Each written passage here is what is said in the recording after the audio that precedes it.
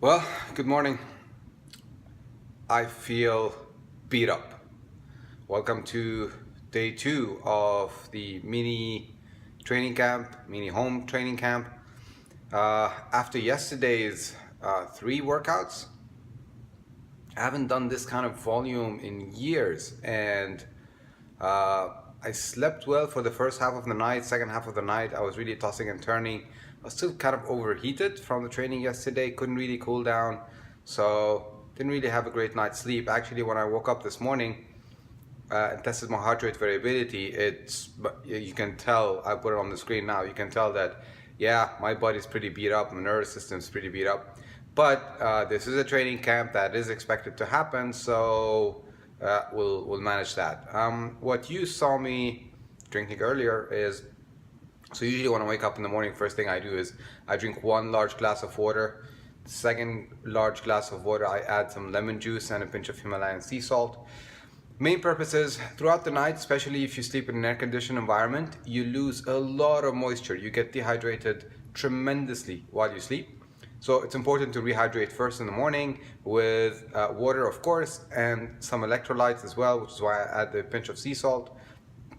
Himalayan sea salt gives you a full spectrum of minerals. And I add the lemon juice also just to help settle the stomach first thing in the morning. And what you saw me take in terms of supplements is vitamin C. So I take 2 grams when I wake up in the morning. That helps fight inflammation, that helps lower inflammation. And I also take collagen, hydrolyzed collagen in the morning. I'm 40 years old, and with all the intense training that I do, it's important to take care of various connective tissue in the body, so that's why I take the collagen. Anyway, so the plan today is, well, I'm gonna have my coffee first because I can't start the day without that. And then I'll bring you guys in later and tell you what the training plan is and how I adjusted to manage the high level of nervous system stress I have from yesterday's training. All right, catch you guys later. Coffee time.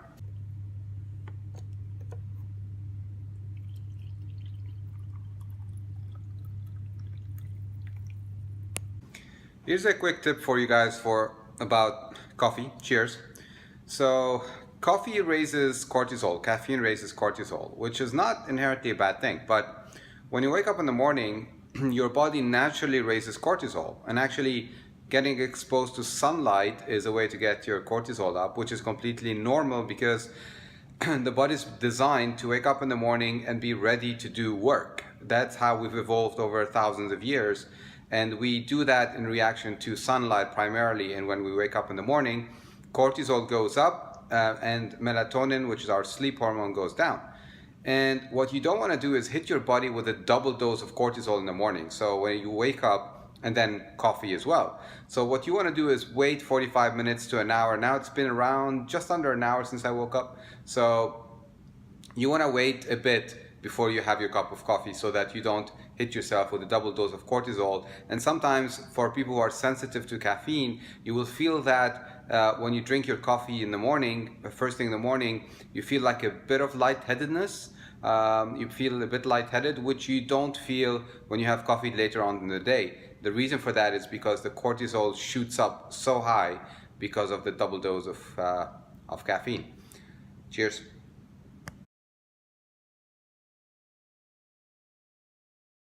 Well, good morning again.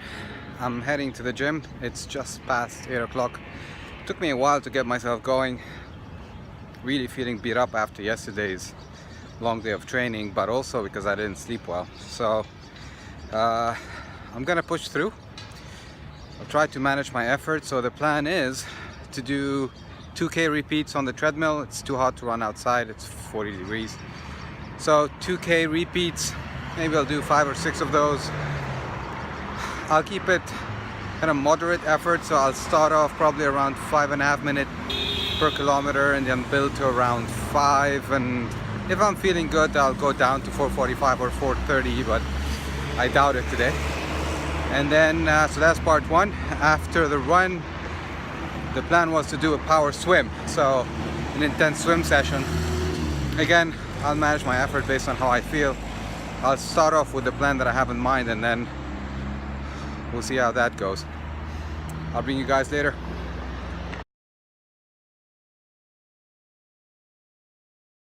Here's a quick tip for you guys. I always set the treadmill at 1 to 1.5% incline no matter what I'm doing in terms of running, because that increases the engagement of the glutes and hamstrings, which is really important, and also reduces the impact on the knees and the joints and the ankles. When you put it at 0, you get a lot of impact. So 1.5% is a much better way to run your flat runs on the treadmill.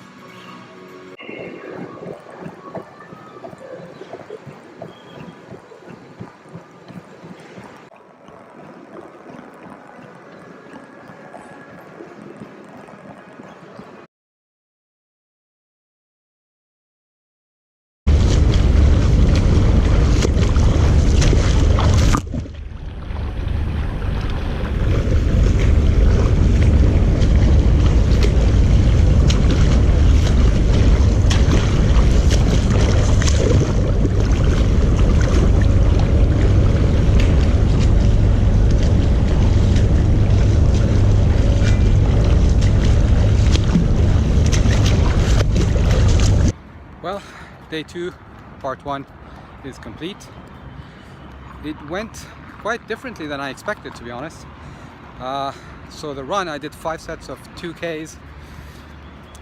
Surprisingly, I felt good.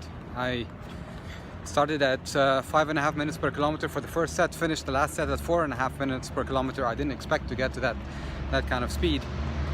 But so that's 10K done. And then I did a swim set, 2 kilometers in the pool intervals, so 50s and 100s for the most part. And like I said, it was surprising. I expected to struggle on the run and feel okay on the swim, because really I didn't work my upper body yesterday, but I struggled on the swim. I struggled a lot on the swim. I was probably 5 seconds per 100 meters slower than my usual pace. So that's anyway, that's part 1 done. Now to get my shake, some food, and the afternoon it's gonna be one more session. It's gonna be in the gym, strength training, upper body and core. We'll check in later.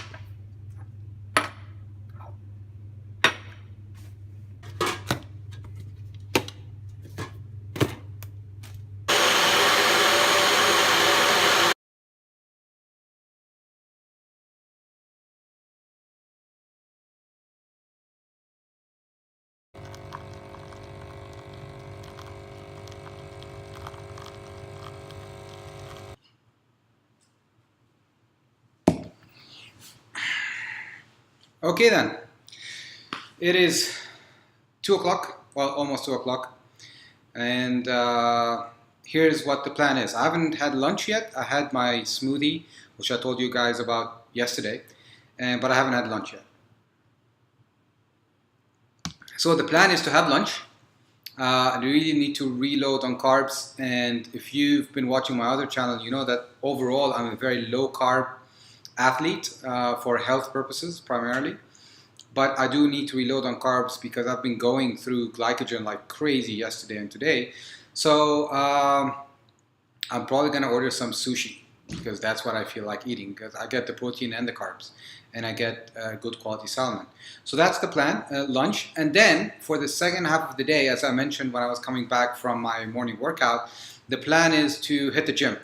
And this is important because a lot of triathletes and endurance athletes, they skip the gym, or when they do go to the gym, they tend to repeat the exercises, or they tend to do exercises that don't trigger a different neuromuscular pattern and different stimulus of the muscle fibers than what they're doing in training. So they go and they will lift light weights, for example, but then if you're lifting light weights, you're using your muscles in the exact same manner that you're using them when you're doing your endurance training. What you want to focus on is not the low weight, high repetition, but what you want to focus on is building strength. So my plan is primarily to focus on my back, because I'm sitting here right now. I sit a lot. Obviously, I work as in a bank, so I'm sitting at a desk job. I'm sitting at my desk all the time. I sit in cars when I'm going to meetings for long drives. Even when watching TV or reading a book, we're kind of sitting down. And also, when you're running, your shoulders tend to kind of roll forward a little bit. When you're cycling, your shoulders definitely roll forward a little bit. And even when you're swimming, if you're training swimming for triathlon, for example, or open water swimming, you're swimming freestyle, front crawl, right? So what happens is you tend to overdevelop your chest muscles because you're using them a lot more when you're swimming, but then you're not really working on your back muscles. So over time, if you don't take care of that, what ends up happening is your shoulders start to roll forward, and they'll get to a point where they start to pinch the nerves in your neck, and you start getting that neck pain, you start getting that numbness down your arms, and that's a key issue for not just endurance athletes, but for everybody who spends a lot of time sitting and doesn't really take care of their back muscles. So my plan is to start with the back, really work a lot of strength, so heavy weights, low number of reps, but several sets in all ranges of motion. So I'll be pulling down, I'll be pulling backwards, I'll be doing one-arm rows just to get my back really strong. I will also be working on my shoulder and more on the stability side of things as maintenance for my swimming primarily. So I'll be doing rotator cuff exercises and just shoulder strengthening exercises. And I will be also doing a bit of pushing. So primarily it's pulling exercises for my back. A bit of pushing exercises just to strengthen my triceps and my chest, which will help with swimming. And also I'll be working on my core. And by core, I don't mean just abs, I mean the entire core, which keeps the body stable when you're standing up or when you're swimming, which basically means everything from your pelvis up to your neck, all of that in basically 360 degrees around your spine. That is the core, and it's important to strengthen that. So that's the plan. I'm going to hit the gym later on. That'll be the final session of my kind of mini training camp from home this weekend. And I'll check in with you guys later when I'm going to the gym.